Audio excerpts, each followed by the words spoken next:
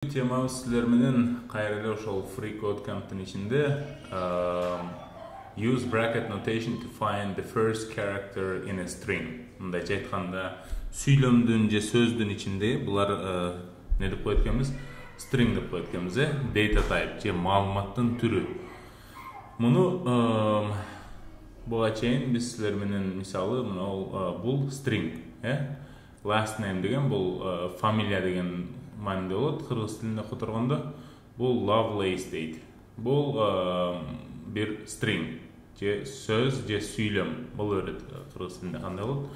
Просто көп тамгаларды бириктиргениңде анан мондай коштурмакча же жеке тырмакчанын ичине сактаганда бул string болот англис тилинде. Жана ушунун бул жерде бүгүн жакшы бир кызыктуу тема өтөбүз. Мисалы мен мына биринчи тамганы чыгаргым келсе, L деген чоң тамганы кантип чыгарсам болот деген суроо пайда болот, Мисалы, бул жерге жазалы силер менен азыр. Муну дагы бул жакта көрөбүз азыр. Не деп айтканын? Bracket notation is a way to get a character at a specific index within a string дейт. Bracket notation деп коет экен. Bracket деген бул силер көрүп турган төрт бурч сызыкчага окшогон. Муну bracket деп коет. Же мындай деп атаса болот. Square brackets. Square bracket деп коет англис тилинде. Бул кыргызча которгондо English to Kyrgyz деп жазып туруп бул жака square brackets. Чарчы каша. Окей. Булар кыргыз тилинде мунун чарчы каша деп коет экенбиз. Кашанын түз бурчу менен болгон, Чарчы каша. Же буяктан негизи мону эле копировать этип туруп алып келсек эле болот экен бул жака. Чарчы кашалар экен, Бул төрт бурчту ошондой деп коет экенбиз. Анан bracket notation менен биз не кылат экенбиз? Мисалы, мондой бир стрингдер болсо, ушулардын ичинен каалаган тамгабызды алсак болот экен бөлүп. Мисалы, L да алыш керек болсо, бракеттин ичине 0 десек, ушуну алып келет. Анын неге 0 экенин аз дагы көрөбүз. Most modern programming languages like JavaScript do not start counting at 1 like humans do. So, ошондо адамдар мисалы биз 10 алма десек, же болсо 4 алма десек, бул биз бирден баштап санайбыз да. 1, 2, 3, 4 деп, 4 алма. Бирок компьютерлердин же электрондук машинкаларда не деп коет, 0дон башталат экен.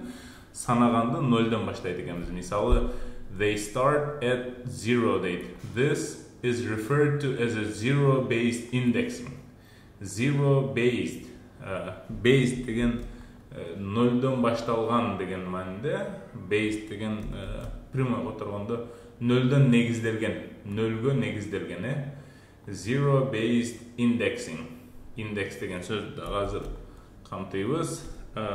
Бул жакта мындай туруп, муну не кылат экенбиз? Алып zero-based деп туруп, бул кыргыз тилинде котормосу 0гө негизделген. Мындайча айтканда, саноо компьютердин же электрондук машинкалардын тилинде 0дон башталат экен. Indexing деген бул индекс. Бул же болсо мындай көргөзүү деген да. Индекс дегендин да кыргызчасын карайлы. Indexing, индекстөө башка мааниси жок экен. Орус тилине которгонго аракет кылалы. Индекс показатель. Показательный палец деп коет го, индекс finger деп коет англис тилиндечи. Сөймөй дейли. Индекс finger указательный палец кыргыз тилинде кандай болот экен, карайлы. Сөмөй, ошол көргөзүүчү деген мааниде. Index based. Index деп мисалы мынау ар бир стрингдин ичиндеги ар бир тамга булардын өзүнүн индекстери бар да. Компьютер мунун биринчи тамганын ордуну кандай табат? Муну табыш үчүн компьютер не кылат экен? Артында мынау last name дегенди окуп, анан мондай чарчы кашаны коюп туруп, ичине 0 десек, бул мынау биринчи тамганы көргөзөт экен. Ал эми экинчи тамганы көрүш үчүн биз не кылат экенбиз? Муну 1 кылат экенбиз. 1 кылсак бул экинчи тамга экен. Бул үчүнчү тамганыкы, 2 кылсак үчүнчү тамганы берет экен. 3 кылсак ошентип андан ары кете берет экен. Мына ошону бул жакта түшүндүрүп атат. For example, the character at index 0 in the word Charles is C. Мисалга алсак, биринчи character дейт, биринчи белги, же символ 0-чу индексте Charles деген сөздүн ичинде бул C тамгасы дейт. Биринчи тамга бул 0-чу индексте экен. So if const first name equals Charles, you can get the value of the first letter of the string by using first name square bracket 0.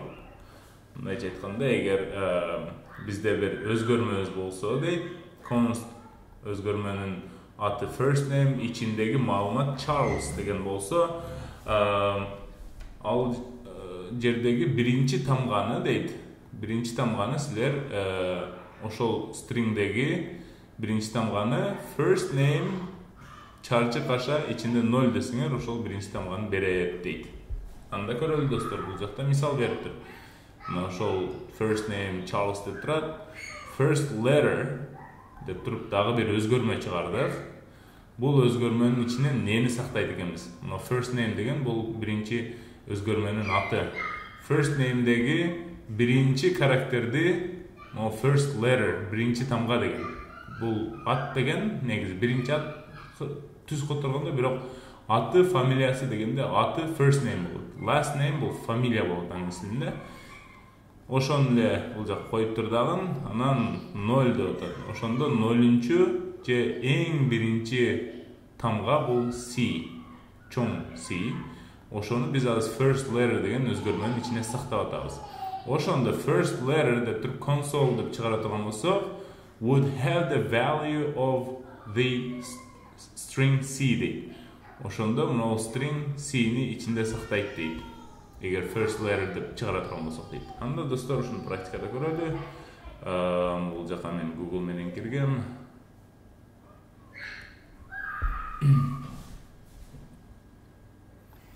Так, репликтен менин бүгүнкү сабагыбыз 10-чу сабак экен. Бул жака JS 10 деп туруп, так, 10 бuyakta экен. Эми бул жака жаңы репл ачабыз. Node.js жаңын ачтык. Анда силер менен бул жерден бир аз практика кылалы ушул тема жөнүндө. Негизинен string дегенди биз ар дайым эле өзгөрмөнүн ичине сакташыбыздын кереги жок, туурабы? Ошон үчүн биринчи биз console checkit log деп туруп, менин атым Бактыбек деп жазып, ушунун ичинен биринчи тамганы чыгарганга аракет кылалы. Көрдүңөрбү достор? Менин атым Бактыбек деп туруп, биринчи тамгасыны чыгарсам M деп чыкты бул жака. Ал эми ушуну эле копировать этип экинчи тамганы чыгаргым келсе, эмне дейм? Туура айтасыңар достор. 1, үчүнчү тамганы чыгарыш үчүн 2. Ал эми могул аны чыгарыш керек. Муну кандай кылабыз? Stringde mынау кош сызыкчалардын ичинде ар бир белги, символ, мындайча айтканда тамгабы же боштук деле бул бир индекс, өзүнүн индекси бар. Ошон үчүн могул аны чыгарыш үчүн биз 0дон баштап санайт экенбиз. Анда кеттик 0, 1, 2, 3, 4, 5. Ошондо 5-чи индексте боштук экен, 6да бизге A келет экен. Анда биз бул жака A6 десек,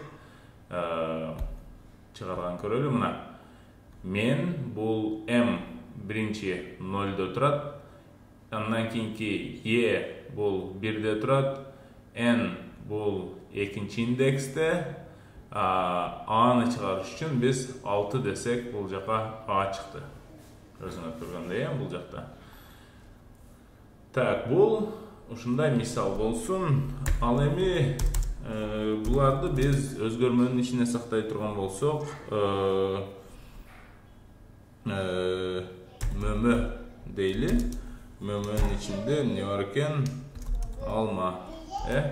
Бул алманын биринчи тамгасын чыгарыш үчүн биз console checkit log деп туруп, мөмө анан 0 десек, бул жака чоң тамга чыгат экен.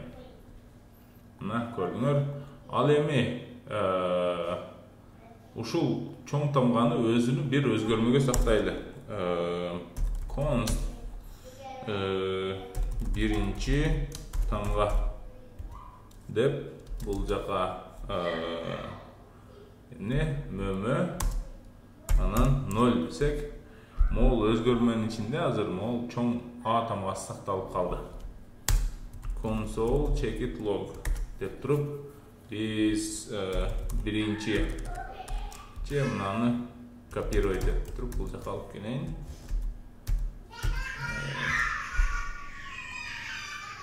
A деп эки жолу чыкты достор, өзүңөр көргөндөй. Неге? Себеби бул биринчи тамга мөмөнүн 0ду ичине сактап турат.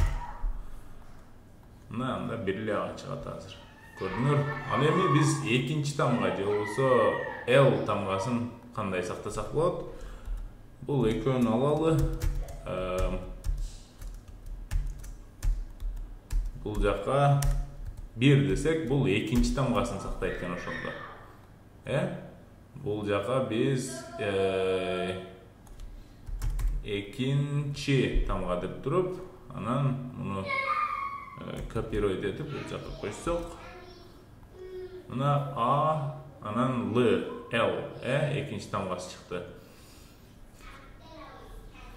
Ошондой достор. Эми кызыктуу жери биз силер менен буга чейин нени өткөн элек? Length деген метод өткөнбүз. Аны бул жака азырынча бир эскертүү иретинде жазып көрөлү. .length мөмө .length десем азыр канча чыгат? Туура айтасыңар, 4 чыгат экен. Неге? A1, L2, M3, A4.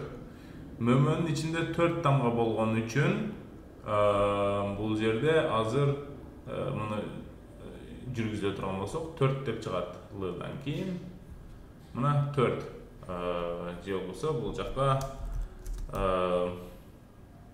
мөмө өзгөрмөнүн ичинде деп туруп, буга да бир мисал практикабыздан көргөнбүз, string concatenation деп, ошондо көрүп силер менен достор. Бул жака не деп жазабыз? Тамга бар деп. Тамга бар.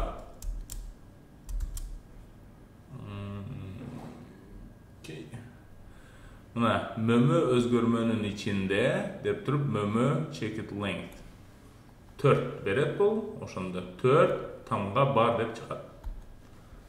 Мына мөмө өзгөрмөнүн ичинде, өзгөрмөнүн эмес, өзгөрмөсүнүн дейин, туурараак болот.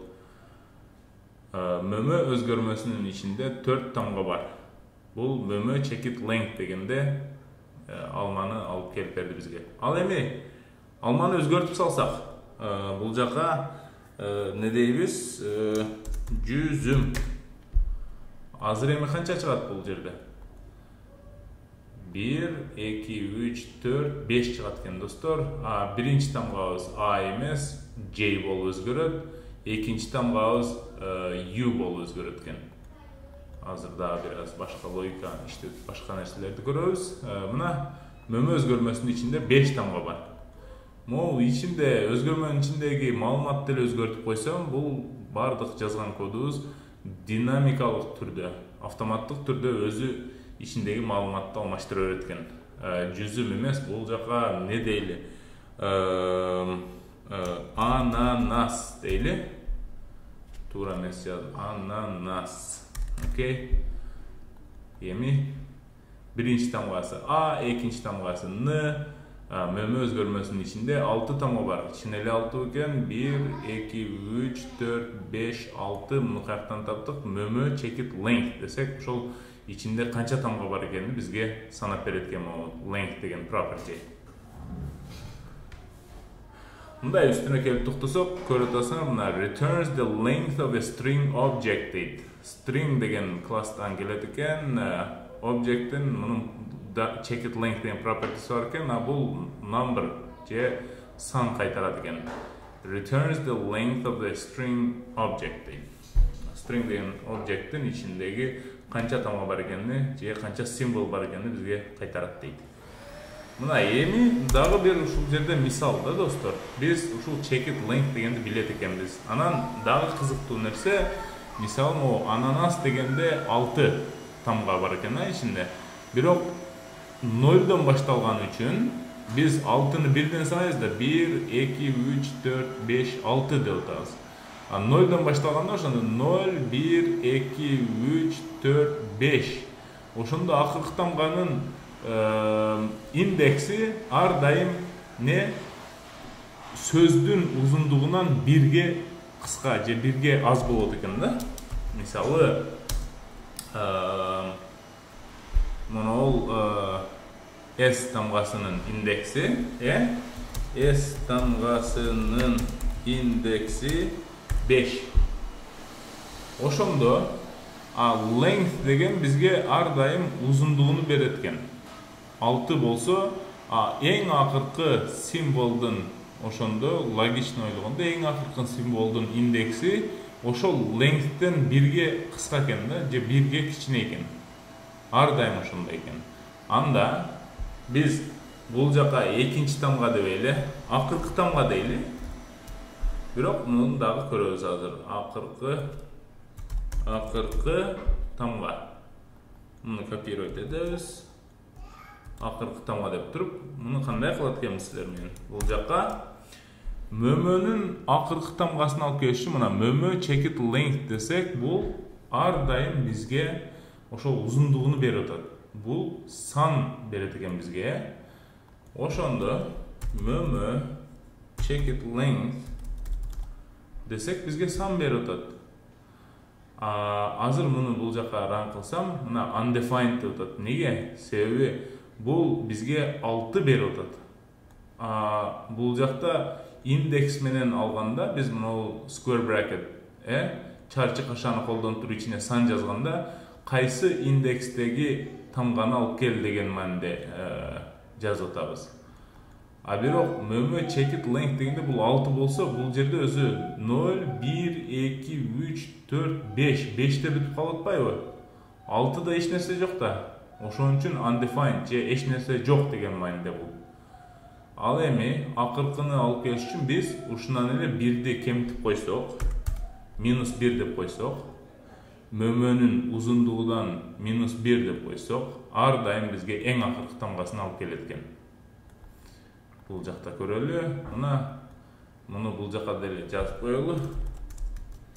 Эң акыркы тамга бул деп туруп, ондай кылып койсок, мына достор, эң акыркы тамга бул S деп атат. Мөмө өзгөрмөсүнүн ичинде 6 тамга бар. Ал эми муну биринчи тамга деп коелу. Эң биринчи тамга бул деп тұрып, бұл жаққа мұндай қылабыз. Себебі 0 ардайым біріншін береді. Еми мұны қалағандай өзгертелі достар. Ананастар дейді қаласақ, ананастардың біріншісі А болады, бірақ ақырқысы жана бізге S болды эле ғой. Себебі ең ақырқыда ананас болчу. Азыр эми Р болады. Неге? Себебі біз автоматтық түрдө мөмө деген сөздің ұзындығынан бірді кемітіп салғанымызда, бұл ұзындығы мысалы қанша болса деле, ошонун ең ақырқы индекстегі тамғаны алып келіп береткен. Ең бірінші тамға бұл А, ең ақырқы тамға бұл R, же R. Көрдіңер бе? Length минус 1. Бұл не ол өзгербесін, ардайым бізге ең ақырқы тамғаны береткен. Мөмө өзгермесінің ішінде 9 тамға бар. Мұны деле автоматтық түрде санап кетті. Қаласақ, санасақ болаткен 1, 2, 3, 4, 5, 6, 7, 8, 9.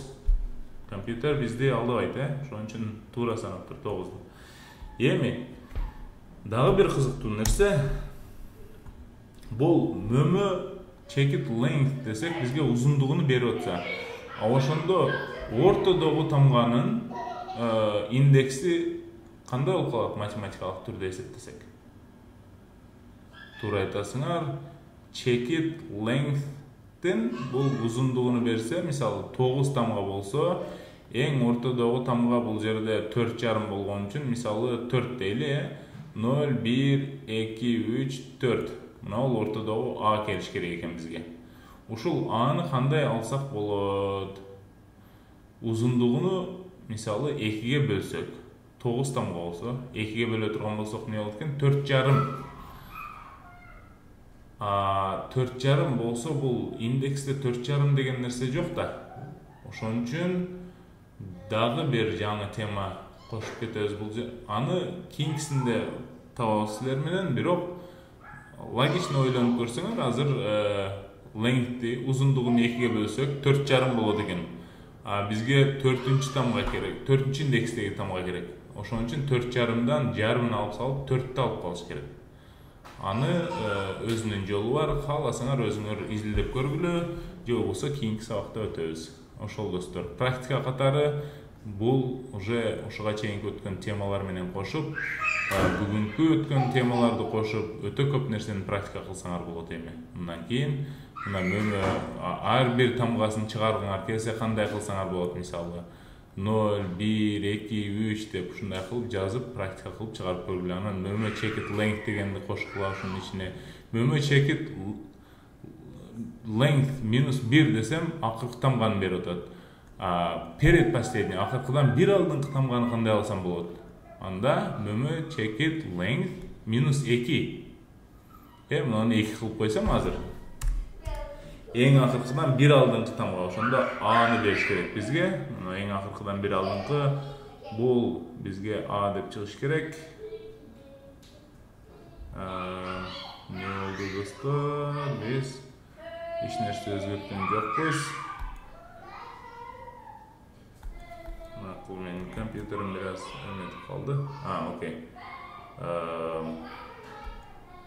Сохранить ете албай жатқан окшойт. Reload қылалы. Кейде ушинтип катып калсам, оны бассаңар, кайра refresh кылып коет. Тазалап коет да, мындайча айтканда. Мына.